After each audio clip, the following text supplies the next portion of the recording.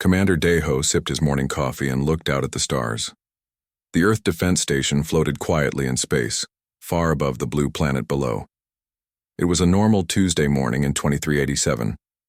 Nothing special was supposed to happen. Then, the alarm started screaming. "Commander!" Taemin rushed to his side. The young officer's face was pale with fear. "You need to see this right now." Daeho put down his coffee cup. He had been a soldier for 20 years. He fought in the Titan Wars. He knew what real danger looked like, but when he saw the computer screen, his blood went cold. "How many ships?" he asked quietly. 847, sir," Taemin whispered. "They just appeared at the edge of our solar system. The computers say they came from hyperspace." The main screen showed dots of light moving toward Earth. Each dot was a massive warship. Each ship was bigger than Earth's largest cities. Together, they made the most powerful fleet anyone had ever seen. "Get me Admiral Hyunwoo," Daeho ordered, "and call Dr. Sora. We might need her alien expertise." The ships were dark and scary looking. They had sharp edges and weapon ports all over their hulls. Even from far away, everyone could tell these aliens came for war. Dr. Sora arrived at the command center 30 minutes later. She was Earth's best expert on alien life. She had studied every alien species humanity had ever met, but she had never seen ships like these. "They're draconians," she said, reading the computer data. "I've heard rumors about them. They're reptile people. Very big, very strong, very mean. They conquer other planets for fun." "How big?" asked Daeho. 12 feet tall. They have natural armor like dinosaurs. They think other species are just animals." Sora looked worried.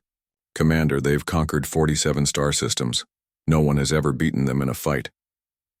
Admiral Hyunwoo's face appeared on the communication screen. He was on Earth's main military base. "Daeho, are you seeing this?" "Yes, sir." 800 ships heading our way.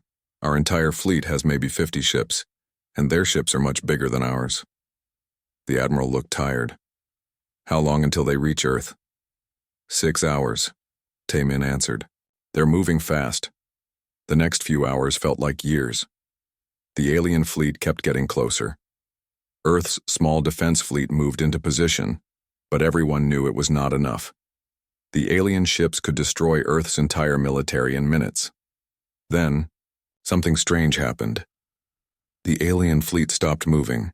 They formed a perfect circle around Earth just outside the moon's orbit. 847 massive warships all pointing their weapons at the small blue planet. "Incoming message," reported Taemin. "They want to talk." The main screen flickered. A huge reptile face appeared. It had yellow eyes, sharp teeth, and scales like armor. This was War Commander Vexthul of the Draconian Imperial Fleet. "Small creatures of the third planet," the alien said in perfect English. His voice was deep and scary. "I am War Commander Vexthul. You will surrender your world immediately." Daeho stepped forward. "This is Commander Daeho of Earth Defense. We need time to consider your request." The alien laughed. It was not a nice sound. "Consider? Little human, you have no choice. We have conquered 47 worlds. We have never lost a battle. Your tiny ships cannot hurt us. We understand that," Daeho said calmly. "But we are a democratic planet. We need to vote on important decisions. Give us 72 hours to discuss this with our people." War Commander Vexthul looked confused. "Vote? You want to vote on surrender?" "It's how we do things here," said Dr. Sora, joining the conversation. "We believe all people should have a say in their future." The Draconian commander stared at them for a long moment. He had conquered dozens of species. Most of them begged for mercy.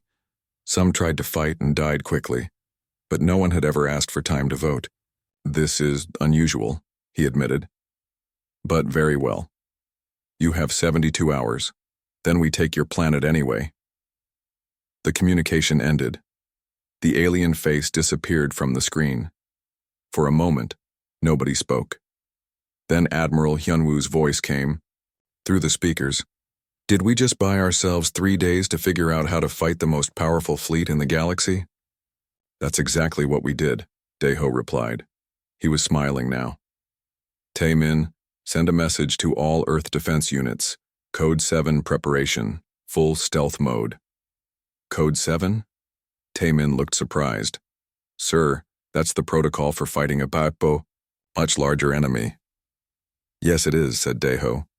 Dr. Sora, I need you to study everything we know about draconian psychology. How do they think? What are their weaknesses? You have a plan? She asked. Maybe. These draconians think they're the strongest species in the galaxy. They've never lost a fight.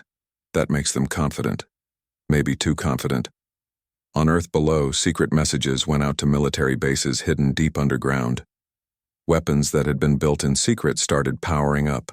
Ships that looked like civilian transports revealed their hidden weapon systems. The draconian fleet waited in space, sure of their victory. War Commander Vexthul sat in his command chair and laughed about the funny little humans who wanted to vote on their own conquest.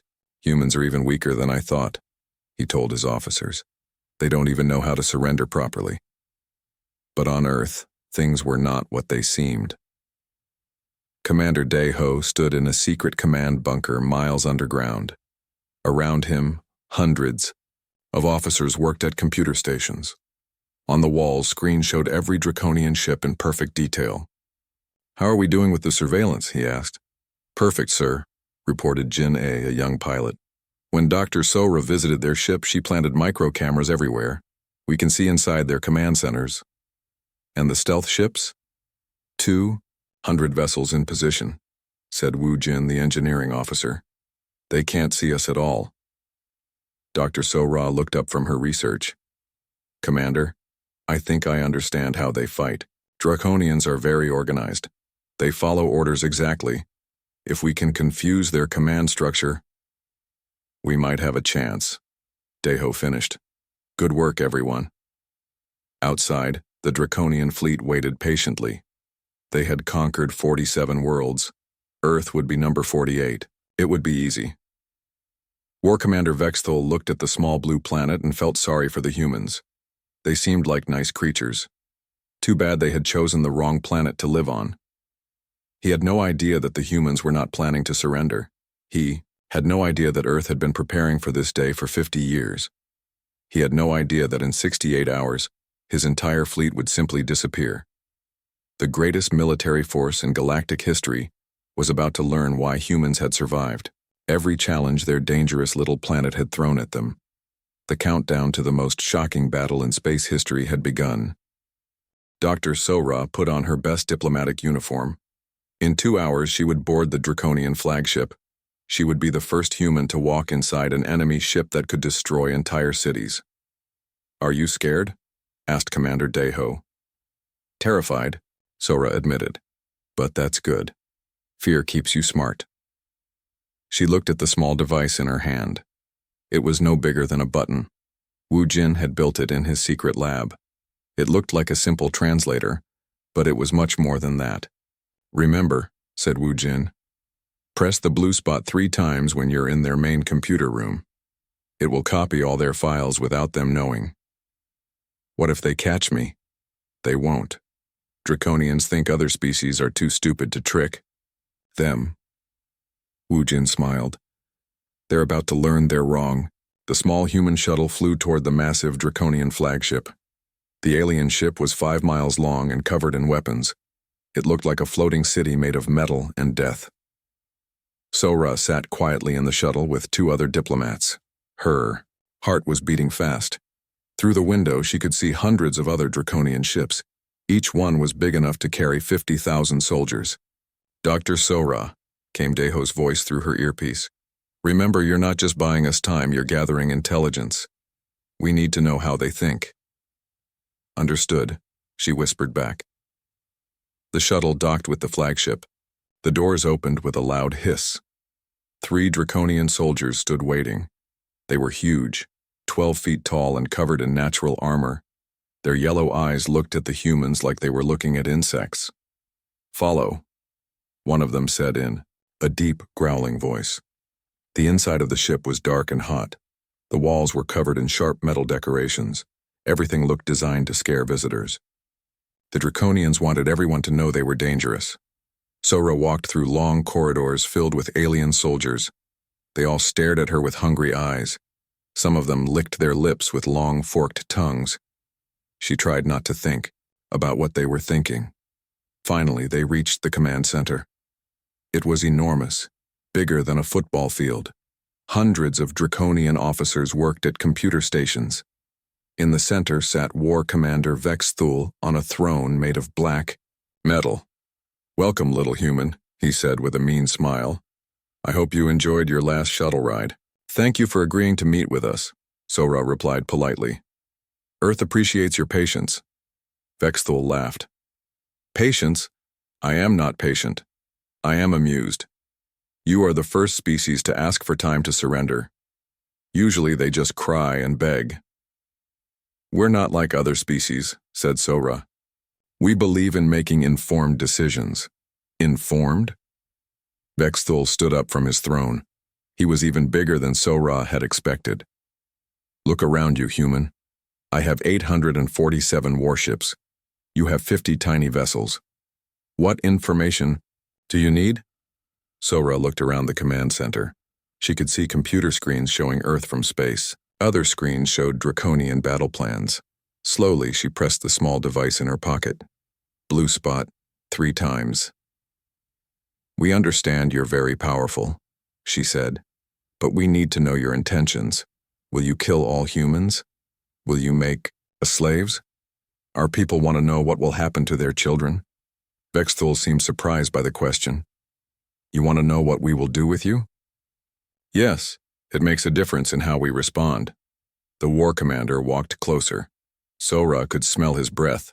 It smelled like meat and sulfur. "Very well. You amuse me, so I will tell you. We will keep the strongest humans as workers. The smart ones will maintain our machines.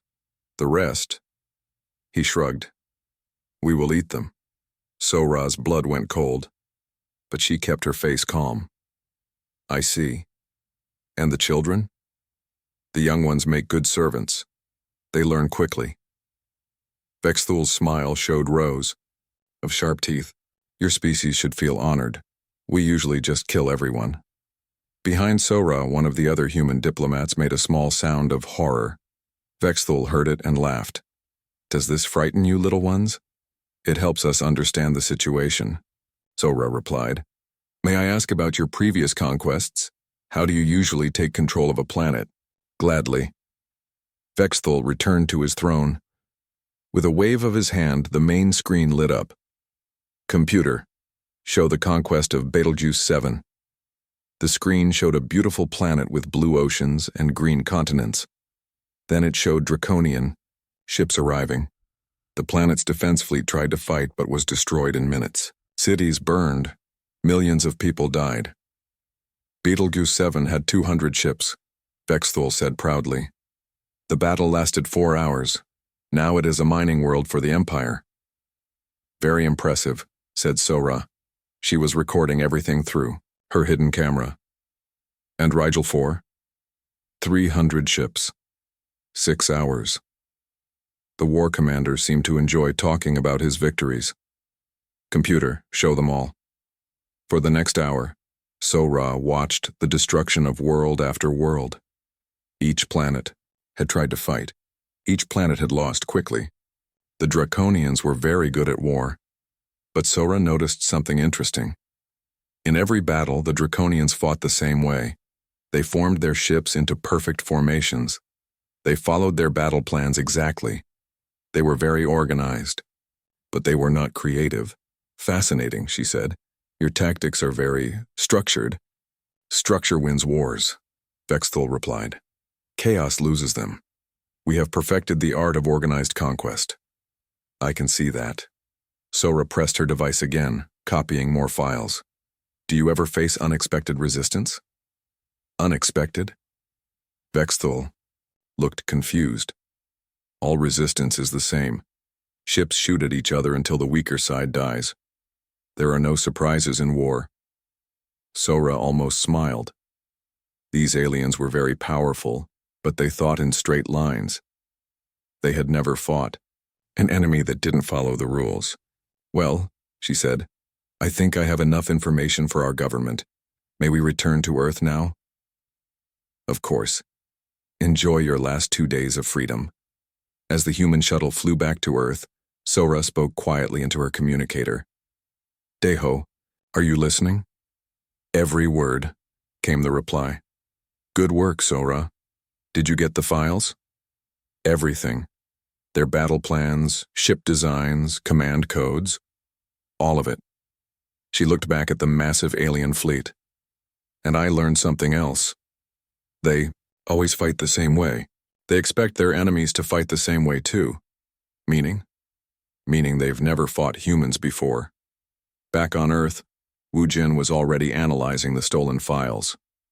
"Commander," he called to Deho, "you need to see this. Their computer systems are incredibly advanced, but they have a weakness." "What kind of weakness?" "They're all connected. Every ship links to the flagship's main computer. If we can get control of that." Deho smiled. "We can control their entire fleet." In another part of the secret base, Jin-A was studying draconian ship designs. "These are powerful ships," she told her pilot team, "but they're built for fighting other big ships. Look at these weapon ports. They're all designed for long-range battles." "What does that mean?" asked one of her pilots. "It means they can't hit small, fast targets very well, especially targets that appear right next to them." Meanwhile, Yunsu was reading reports about draconian psychology. "Commander," she said, "I think I understand how their minds work. They're like army ants. Very organized, very strong, but they panic if you break their formation." "How do we break their formation?" "Hit their command ships in the right order. Make them confused about who's giving orders." Deho looked around the busy command center. His people were working on dozens of different plans. Everyone had a job to do. "Taemin," he called, "how much time do we have left?" 46 hours, sir." "Perfect. Send a message to all hidden units. Tomorrow night we show these draconians what happens when you threaten Earth." High above in space, War Commander Vexthul was planning his victory celebration. He had already decided which human cities to destroy first. He was thinking about how good humans would taste. He had no idea that his entire computer system was now full of human spy programs. He had no idea that 200 invisible human ships were already surrounding his fleet. He had no idea that the weak little humans had been planning for this battle longer than he had been alive. The trap was almost ready to spring. The 72 hours were up. War Commander Vexthul sat on his throne and smiled. Today, he would add Earth to his list of conquered worlds. "Signal the fleet," he ordered. "Begin the attack. Target their biggest cities first." 800 draconian warships moved toward Earth. Their weapons began to glow with deadly energy. Each ship carried enough firepower to destroy a mountain. "Firing in 10 seconds, reported his weapons officer. But something was wrong. The humans were not running. Their cities were not being evacuated. Instead, strange blue lights were appearing around Earth's major population centers. "What are those lights?" Vexthul demanded. "Unknown, War Commander. Our sensors cannot identify them." "Fire anyway." The draconian fleet unleashed hell. Thousands of energy beams shot toward Earth's cities. The beams were so powerful they could melt steel in seconds, but the beams hit the blue lights and simply disappeared. "Impossible," Vexthul roared. "Nothing can stop our weapons." On Earth, Commander Deho watched from his underground bunker. "Shield generators are holding," reported Wu Jin. "Their weapons can't get through." "Good. Phase 2 now." Suddenly, space around the draconian fleet filled with human ships. 200 stealth vessels appeared from nowhere, their cloaking devices shutting off all at once. "Where did they come from?" screamed a draconian officer. The human ships were small and fast. They darted between the massive alien vessels like angry wasps. Their weapons were different too. Instead of big energy beams, they fired precise shots that hit exactly where they needed to. Jin-A led the first attack squadron. "Remember," she told her pilots, "we're not trying to destroy them. We're trying to confuse them. Hit their sensor arrays and communication systems." The small human fighters swarmed over the draconian ships. They were too fast and too small for the big alien weapons to hit. Within minutes, half the draconian fleet was blind and deaf. "We're being attacked by insects," Vexthul shouted. "Destroy them." But his ships couldn't coordinate their attacks. The human spy programs that Sora had planted were now active. Command orders were being scrambled. Navigation systems were giving wrong directions. Taemin watched the battle from his command post. "It's working," he told Daeho. "Look at their formation. It's falling apart." The draconian ships were crashing into each other. Some were firing at their own vessels by mistake. The perfect military formation was becoming chaos. "Now," ordered Daeho. "Yunsu, activate the psychological warfare program." Suddenly, every draconian ship began receiving the same message. It was War Commander Vexithul's voice, but he wasn't the one speaking. "All ships retreat immediately. We are defeated. Save yourselves." "I didn't give that order," the real Vexithul screamed. But it was too late. Half his fleet was already turning to run. The other half didn't know what to believe. Draconian discipline was breaking down for the first time in their history. Then the real surprise began. "Wu Jin," said Daeho calmly, "activate the dimensional displacement field." Deep in Earth's crust, machines that had been built in secret for 50 years began to work. They used technology that no other species had ever imagined. The space around Earth began to bend and twist. One by one, draconian ships started to flicker and fade. "What's happening?" Vexthul demanded.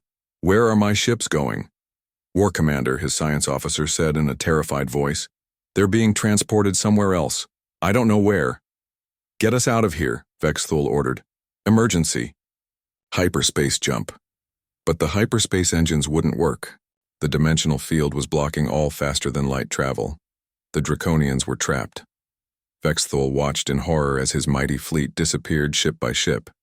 These weren't explosions. The ships weren't being destroyed. They were simply vanishing into empty space. "Impossible," he whispered. "No one has this technology." His flagship began to flicker. Through his communication system, he heard a human voice. It was Commander Daeho. "War Commander Vexthul, this is Earth Defense Command. Your fleet is being relocated to a safe location. You will not be harmed if you do not resist." "Relocated?" Vexthul couldn't believe what he was hearing. "What does that mean?" "It means your conquest is over. Your empire ends today." The last thing Vexthul saw was the blue glow of the dimensional field surrounding his ship. Then everything went black. In space where the mighty Draconian fleet had floated, there was nothing. 847 warships had simply vanished. Not a single piece of debris remained. The most powerful military force in galactic history had disappeared without a trace.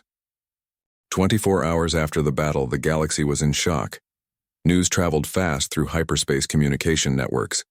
The Draconian Empire, which had ruled through fear for centuries, had lost its entire primary fleet. But where did they go? Asked Ambassador Kethra of the Altarian Republic. She was speaking to the Galactic Council through emergency communication channels. "No one knows," replied Counselor Mordan of Vega Prime. "Our long-range sensors detected the battle. We saw the human ships appear, then we saw the Draconian fleet disappear." Meanwhile, on Earth, Dr. Sora was working with her team to understand what had really happened. She knew the Draconians weren't dead. But where were they? "Commander," she reported to Daeho, "our sensors are picking up strange readings from the dimensional pocket. The Draconian ships are still intact." "Still intact?" Daeho looked surprised. "All of them?" "Every single ship, every single crew member. They're in a parallel space dimension, completely cut off from our universe."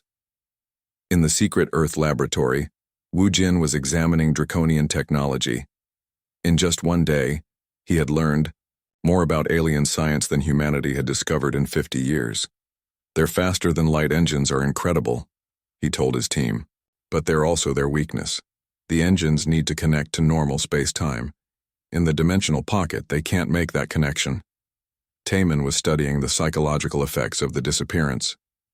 "The galaxy is terrified," he reported. 47 worlds that were under draconian control are declaring independence, but they're also asking the same question. Who are these humans? Admiral Hyunwoo called a meeting with Earth's top leaders. We have a problem, he said. The galaxy knows we defeated the Draconians, but they don't know how. Some species are already asking if we're going to be the new galactic empire. That's not what we want, said Commander Daeho. We didn't fight to become conquerors, we fought to protect our home. Dr. Sora had an idea. What if we let them see the Draconians? Show the galaxy that we didn't destroy them. You mean bring them back? Not back to our universe, but we could establish communication. Let War Commander Vexithol speak to his former subjects. Inside the dimensional pocket, Vexithol was trying to understand what had happened to him. His flagship was undamaged. His crew was alive. But they were trapped in empty space with no stars, no planets, no way home. War Commander, his science officer reported, we're receiving a communication from the humans. Vexthol's face appeared on screens across the galaxy. He looked defeated and confused. People of the galaxy, he said slowly. I am War Commander Vexthol of the former Draconian Empire. I speak to you from somewhere else. The humans have not killed us, he continued. They have not tortured us, they have simply removed us. We exist, but we can never return to threaten anyone again. The galaxy listened in amazement. The most feared military commander in history was admitting defeat to a species no one had ever heard of. How? Asked the Altarian ambassador. How? Did they do this? Earth's answer came from Dr. Sora, now speaking as Earth's first galactic ambassador. We have been preparing for this day for generations. Humanity has always known that someday someone would try to conquer us. So we prepared. But the technology, pressed Counselor Mordan, dimensional displacement has been theoretical for thousands of years. On most worlds, yes, Sora replied. But Earth is different. We've had to survive ice ages, volcanic winters, asteroid impacts, and world wars. Survival made us creative. Creativity made us dangerous. The galaxy was beginning to understand. These humans weren't just another species. They were survivors who had turned survival into an art form. Janae, now promoted to captain, was leading joint training exercises with pilots from newly liberated worlds. The secret isn't our technology, she told them. The secret is how we think. We never give up. We always find another way. But what about the Draconians? Asked a young Betelgeusian pilot. What will happen to them? That's up to them, Janae replied. Humans believe in second chances. 1 year later, the galaxy was a very different place. The Draconian Empire had collapsed completely. 47 worlds were now free and independent, and Earth had become the most respected name in galactic politics. Ambassador Sora stood before the first meeting of the new Galactic Council. Representatives from hundreds of worlds had come to hear humanity's plan for the future. Fellow beings, she began, Earth did not defeat the Draconians to become your new rulers. We fought to prove that no species should rule another. The council chamber was silent. Many species had expected humans to demand tribute or territory. Instead, they were hearing about freedom. We offer protection to any world that asks for it, Sora continued. But we ask for nothing in return except that you treat your own people fairly. Admiral Hyunwoo now commanded a fleet of ships from dozens of different worlds. Former Draconian vessels had been converted into rescue ships and exploration vessels. The tools of conquest had become tools of discovery. The galaxy is safer. Now, he reported to Earth Command. Pirate attacks are down 90%. No one wants to fight us, but more importantly, no one needs to fight us. Commander Daeho, now promoted to general, was training the first interspecies defense force. Species that had been enemies for centuries were working together. It's amazing, he told his staff. When people aren't afraid of being conquered, they start to cooperate. But the biggest change was happening in the dimensional pocket. War Commander Vexthol had spent a year thinking about his life. For the first time, he was learning about mercy. Human Commander, he said during one of their regular communications, my people have been warriors for 1,000 years. But warriors, without enemies, are just people. That's right, replied Deho. The question is, what kind of people do you want to be? Some Draconians chose to stay in the dimensional pocket. They built a new society based on exploration instead of conquest. Others asked to return to normal space. The first group of reformed Draconians was allowed back into the galaxy under human supervision. They worked as engineers and scientists, using their natural strength to build instead of destroy. Captain Taman was assigned to work with them. It's strange, he reported. When you take away their weapons and their empire, Draconians are actually quite intelligent. They're good at solving problems. All species are good at something, replied General Deho. The Draconians were just using their talents the wrong way. The galaxy's newest members were the most surprising. Young Draconians who had never known anything but war were learning to be doctors, teachers, and artists. They were discovering that creating things was more satisfying than destroying them. Wu Jin, now head of Earth's Alien Technology Division, was working with Draconian engineers to develop new medicines and better starships. They're not evil, he told his team. They were just taught to be evil. There's a difference. The transformation wasn't perfect. Some Draconians still believed in conquest. Some other species still feared them. But change was happening. Yun Su, now a specialist in interspecies psychology, was documenting the changes. Fear creates monsters, she wrote in her report. But hope creates heroes. The galaxy is choosing hope. 5 years after the disappearance of the Draconian fleet, children on 100 worlds learned a new story. It was the story of how the smallest and weakest species in the galaxy had defeated the strongest, not through violence, but through wisdom. The story ended the same way on every world. And that's why we never give up. That's why we always try to find a better way. That's why we protect those who cannot protect themselves. On Earth, General Deho stood in the same command center where he had first seen the Draconian fleet. But now the screen showed something different. They showed ships from hundreds of species working together to explore new worlds and help those in need. Sir, said Captain Tamin, we're receiving a message from the Andromeda Galaxy. They're asking for our help with a problem. Deho smiled. What kind of problem? Pirates, slave traders, the usual bad guys who think might makes right. Send them our standard reply, Deho ordered. Help is on the way. As the message went out across space, species throughout the galaxy knew that somewhere, humans were getting ready to prove, once again, that the greatest strength isn't the power to destroy your enemies. The greatest strength is the wisdom to turn your enemies into friends. The Draconian fleet had disappeared, but in its place, something better had appeared. Hope for a galaxy where no one had to live in fear. And that was a victory worth fighting for.